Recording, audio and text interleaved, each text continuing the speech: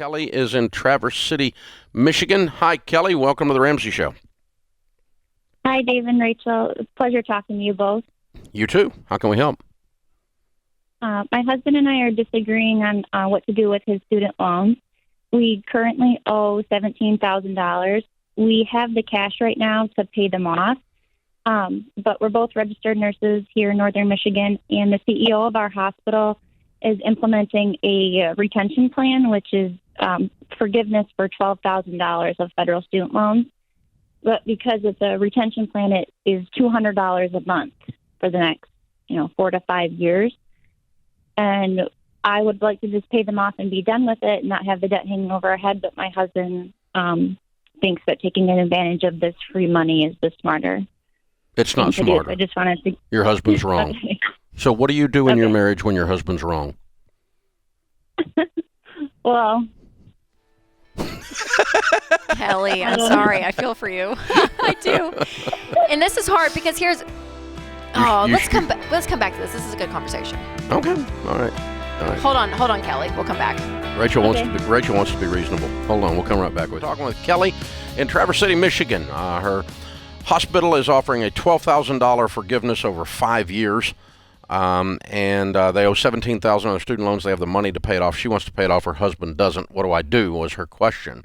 And I was joking with her and saying, what do you do when your husband's wrong? But so anyway, that's how far we got. Is that a fair summary of what you told us, Kelly? yeah. Okay. Okay, so what I was going to say, Kelly, is, and again, this is a little stereotypical, so it's not true 100% of the time, but generally men tend to lean more on kind of the logic math side, a little less on the emotional side, right? Women can naturally go there a little bit quicker than men.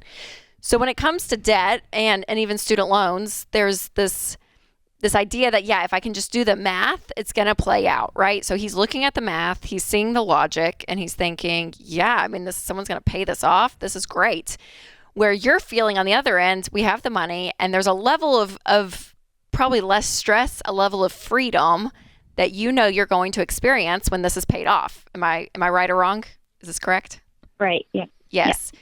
So whenever couples do tend to disagree, especially when it comes to money, I think going to him, because you hesitated when he said, what do you do when your husband's wrong? So I don't know how you guys do conflict. I don't know how you come to decision making. We've only been talking for about 30 seconds, but one thing I really would encourage you to do is to go to him, and we always say, tell him your why.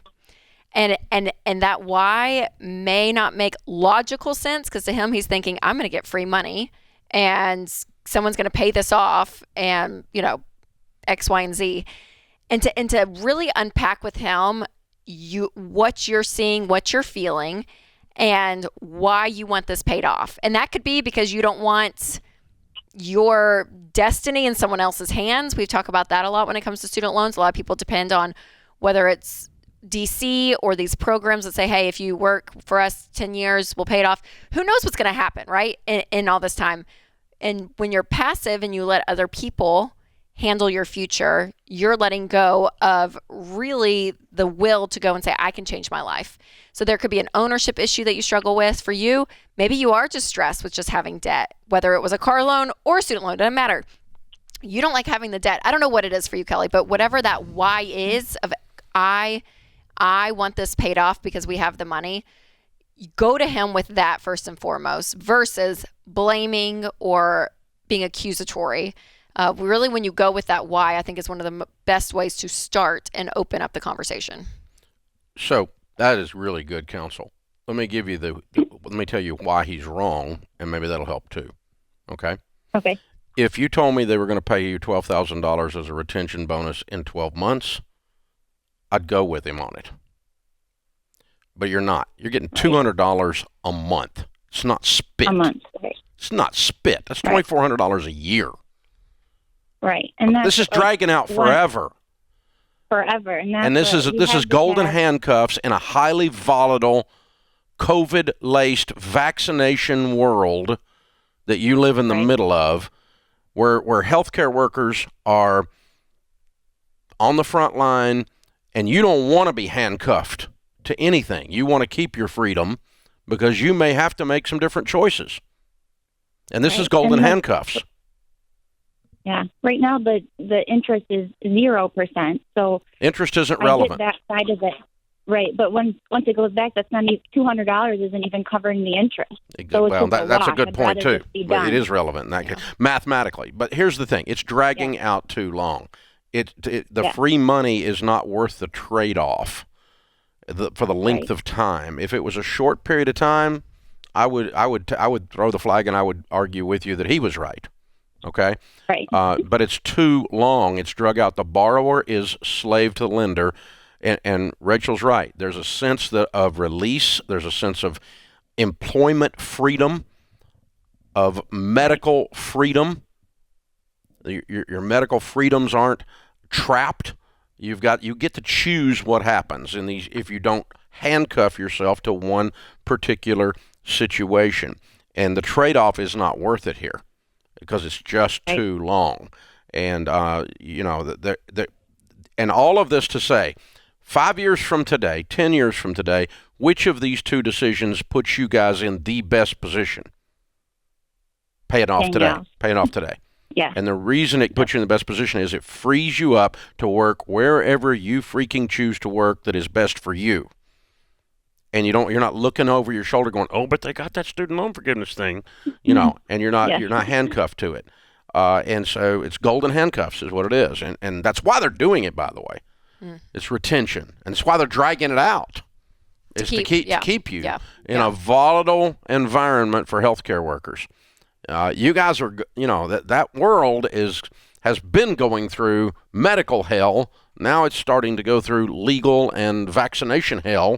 And there's just a huge turnover, huge problem. There's going to be a huge shortage of healthcare workers with what's going on out there. And it's the same thing with teachers, same thing with policemen.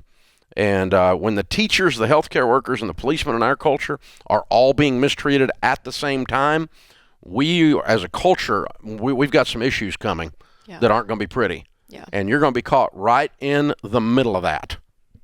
You're going to be caught right in the middle of that, trapped by this one decision to get a little bit of free money. It ain't worth it, kiddo. It ain't worth it. And again, this is when we always say here on the show, personal finance, it's 80% behavior, it's 20% head knowledge. The head knowledge part, the logic part that he's functioning in, there's so much more when it comes to money than just looking at just the math. And so, but when you sit in the math, that's what he's playing over and over and over again. No, but his math formula is wrong. My point. Okay, because here's the situation. Here's what's coming in her world. She's going to have the opportunity to raise her income by more than $12,000 by changing jobs 62 times in the next 5 years. Yep. And she doesn't want to be trapped with this stupid little $12,000 benefit over here in that particular job. 100%. No, I hear that totally.